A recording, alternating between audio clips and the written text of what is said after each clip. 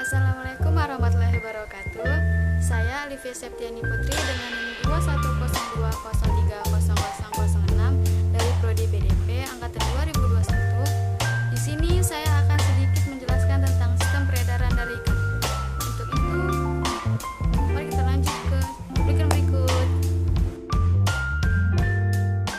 Sebelumnya, pengertian ikan secara umum adalah hewan yang hidup di air menggunakan sirip, bernafas menggunakan insang, memiliki tulang belakang dan berdarah dingin. Sistem peredaran darah artinya sistem organ yang berfungsi memindahkan zat dari sel, contohnya seperti zat udara, zat makanan, dan sebagainya. Ikan memiliki sistem peredaran darah tertutup dan tunggal, yang artinya darah hanya satu kali masuk ke dalam jantung, yang kemudian dalam satu kali peredaran darah selalu berada dalam pembuluh darah. Ikan memiliki 4 organ peredaran darah. Yang pertama jantung. Jantung ikan terletak di bagian lengkung insang pangga badan. Jantung ikan terdiri dari 4 bagian, yaitu yang pertama sinus venosus, yang artinya adalah ruangan tambahan yang berdinding tipis dan hampir tidak mengandung jaringan otot.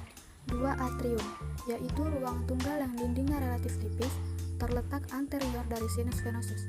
Darah dari atrium melalui lubang atrioventrikular diteruskan ke dalam rongga ventrikel.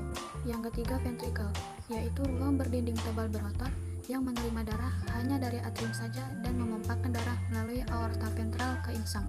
Yang terakhir conus arteriosus.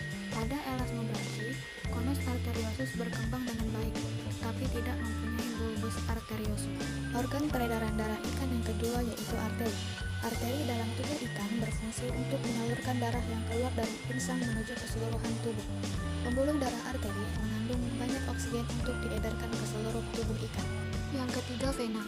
Vena merupakan salah satu pembuluh darah yang ada pada tubuh ikan dan berfungsi sebagai pembuluh darah balik yang alirannya bertujuan ke jantung. Vena memiliki dinding yang lebih tipis dari arteri, namun ukuran rongganya jauh lebih besar daripada arteri. Yang terakhir kapiler.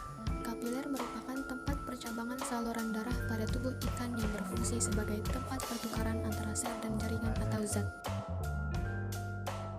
Selanjutnya, darah berupa cairan yang dibangun oleh plasma darah, sel darah, dan substansi lain yang terlarut di dalamnya.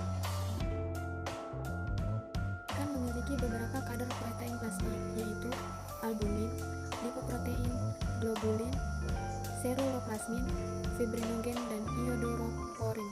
Darah juga memiliki beberapa fungsi utama. Yang pertama, sebagai transportasi bahan materi yang dibutuhkan bagian tubuh atau yang tidak diperlukan dibawa ke organ pembuangan. Yang kedua, menjaga masuknya bahan penyakit, memperbaiki bahan jaringan yang rusak, mengantarkan bahan pertumbuhan, dan membawa oksigen ke jaringan-jaringan tubuh. Yang terakhir, pengantar hormon ke organ atau sel target, dan dengan adanya hormon dalam aliran peredaran darah, seolah-olah darah berfungsi seperti sistem saraf tambahan. Sekian sedikit penjelasan dari saya tentang sistem peredaran darah ikan.